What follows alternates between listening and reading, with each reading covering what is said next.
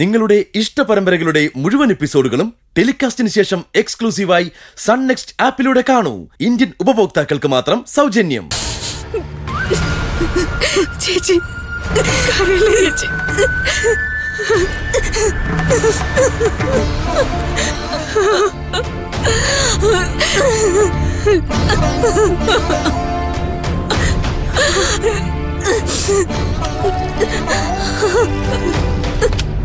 അർജുന്റെ കൂടെ ആരാ ഉള്ളത്?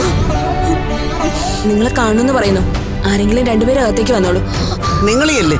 വാ ചേച്ചി.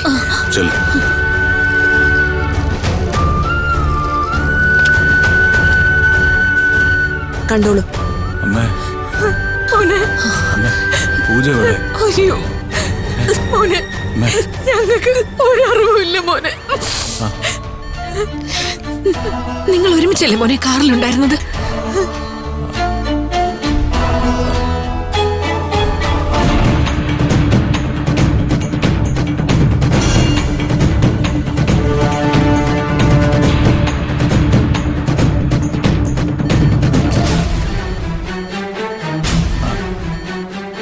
അമ്മേ, കാറിൽ എന്നോടൊപ്പം പൂജ ഉണ്ടായിരുന്നാണല്ലോ. കൂടുതൽ സ്ട്രെസ് ചെയ്യണ്ട മോനെ. വേണ്ട മോനെ.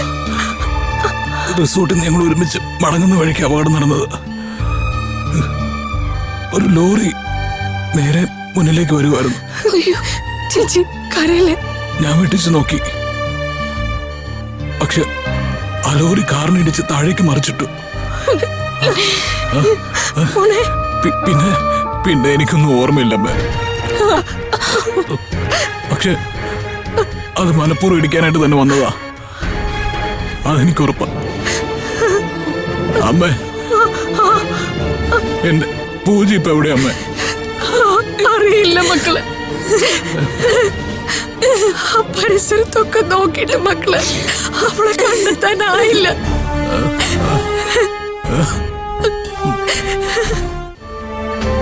അമ്മേ, അവൾക്ക് എന്ത് പറ്റിയെന്ന് എനിക്കറിയണം. അമ്മേ, എനിക്ക് SP കിരണിനെ ഉടനെ കാണണം. പേടിക്കണ്ട മോനെ, മോക്കൊന്നും സംഭവിക്കില്ല, ഉറപ്പ്.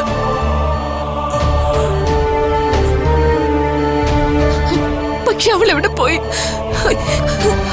അർജുൻ പറഞ്ഞ പോലെ SP വരട്ടെ ചേച്ചി. മോനെ, ഉറപ്പായിട്ട് നമ്മൾ പൂജമോളെ കണ്ടെത്തും. എന്റെ മോൻ ധൈര്യമായിട്ടിരിക്കും.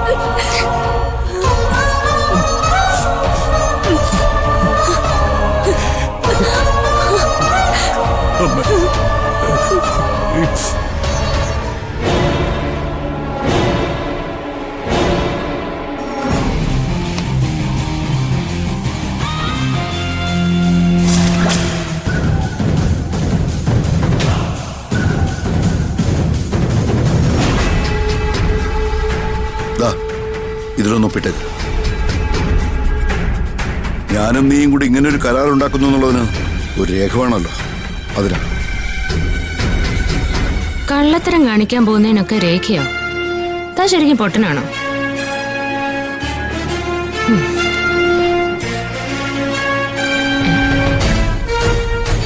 ഇതിലൊന്നും എഴുതിയിട്ടില്ലല്ലോ. ആ, അതിന് വേണ്ടതെന്ന് വെച്ചാൽ ഞാൻ എഴുതി ചേർത്തോളാം. എനക്ക് അപ്പടി വേണ്ട സാറേ. രണ്ടുപേര് തമ്മിലൊരു കരാറുണ്ടാക്കുമ്പോ അതിൽ എഴുതി ചേർക്കാൻ പോകുന്നത് എന്താണെന്ന് രണ്ടുപേരും അറിഞ്ഞിരിക്കേണ്ടത് മര്യാദയല്ലേ? ഓ, നീ മര്യാദ എന്നുള്ള വാക്കൊക്കെ പറയാൻ തുടങ്ങിയോ?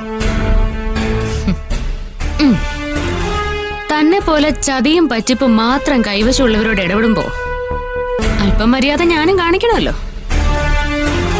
നീ ആവശ്യപ്പെട്ടത് പണമാ, അത് ഞാൻ തയ്യാറാക്കിയിട്ടുണ്ട്. ഇനി അത് വാങ്ങി ദേ ഇതിൽ ഒപ്പുവെച്ച് തയ്യാറാവുക. അതാണ് നീ കാണിക്കേണ്ട മര്യാദ. ദേ, ഇനി എന്റെ ക്ഷമയെ പരീക്ഷിക്കരുത്. ചൂടാവാതെ കമ്മീഷണറെ. ആദ്യം പണം എനിക്ക് കാണണം, പിന്നെ അത് സുരക്ഷിതമായി സീതമ്മയെ ഏൽപ്പിക്കണം. എന്നിട്ടാവാം തന്റെ മുദ്രപത്രവും ട്രെയിനിങ്ങും അഭിനയവും എല്ലാം. എന്താ എന്താ സമ്മതാണോ? പണം വണ്ടിയിലുണ്ട്. എന്നാ ആദ്യം നമുക്കത് സീതമ്മയെ ഏൽപ്പിക്കാം. അതിനുശേഷം ബാക്കി കാര്യം തീരുമാനിക്കാം. അല്ല, ഞാനൊരു കാര്യം ചോദിച്ചോട്ടെ, സത്യം പറയണം. ആശുപത്രി കിടക്കുന്ന അർജുൻ എന്ന ആളെയും അയാളുടെ ഭാര്യയെയും അപകടം ഉണ്ടാക്കി തട്ടിക്കളയാൻ നോക്കിയത് തന്റെ പ്ലാനിംഗ് ആയിരുന്നു അല്ലേ?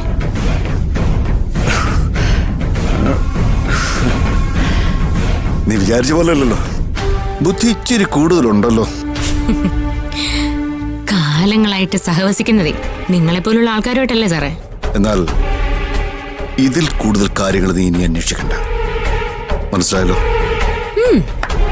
മനസ്സിലായി. പക്ഷേ എല്ലാം ഒരുക്കി താൻ എന്നെ അങ്ങോട്ട് കയറ്റിവിടുമ്പോ അയാളുടെ ശരിക്കുള്ള ഭാര്യ പൂജ അങ്ങോട്ടേക്ക് എങ്ങാനും കയറി വന്നാലും അവളെ എന്നേക്കുമായി അവസാനിപ്പിച്ചിട്ടാ ഞാൻ നിന്നെ ഈ കരാർ ഏൽപ്പിക്കുന്നത്. തീർത്താൽ തീരാത്ത പകയാണ് എനിക്ക് അവരോട്. ഒന്നിനെയും ജീവനോടെ വിടില്ലെന്നായിരുന്നു ഇതുവരെയുള്ള പ്ലാൻ. അതുകൊണ്ട് അത്തരം പദ്ധതികൾ പലവട്ടം പരീക്ഷിച്ചത്. പക്ഷേ ദൈവം അവരുടെ കൂടെ ആയതുകൊണ്ട് പദ്ധതികളെല്ലാം പാടി. കൊലപാതക ശ്രമവും വണ്ടിയിടിപ്പിച്ചുള്ള അപകടവും ഏശിയില്ല. കാര്യങ്ങളൊന്നും വിചാരിച്ച രീതിയിലല്ല നടന്നത്. കയ്യിലിരിക്കുന്ന കുറെ കാശ് നഷ്ടപ്പെട്ടു എന്നല്ലാതെ പ്രത്യേകിച്ച് ഒരു ഫലം ഉണ്ടായില്ല.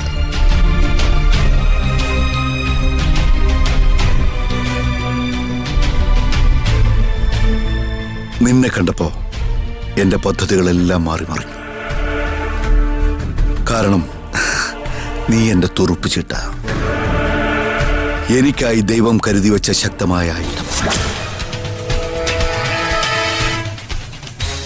ഒരുപക്ഷെ ഇതെല്ലാം കാലത്തിന്റെ ഒരു കളിയാ. നമ്മൾ ഓരോന്ന് ചെയ്തു വെക്കുമ്പം ദൈവം എങ്ങനെയാ അതിന്റെ പ്രതിഫലം നമുക്ക് തരുന്നതെന്ന് ചിന്തിക്കാൻ പോലും കഴിയില്ല. അപ്പോ തന്റെ ആവനാഴിയിലെ അവസാനത്തെ ആയുധമാണ് ഞാൻ. എന്നെ കണ്ടെത്തിയതുകൊണ്ട് തനിക്ക് ഒരുപാട് ലാഭം ഉണ്ടാവും അല്ലേ? തന്റെ ഈ തീരുമാനം തെറ്റായി പോയെന്ന് പിന്നീട് ഒരിക്കലും തോന്നരുത്. അങ്ങനെ തോന്നി തുടങ്ങിയ തെറ്റ് തിരുത്താൻ വളരെ പാടുപെടേണ്ടി വരും. കാരണം താൻ ഡീൽ ചെയ്യുന്നത് റാണിയായിട്ടാ. എനിക്ക് മുകളിൽ ആകാശം, താഴെ ഭൂമിയോ, മറ്റൊന്നും ചിന്തിക്കാനില്ല.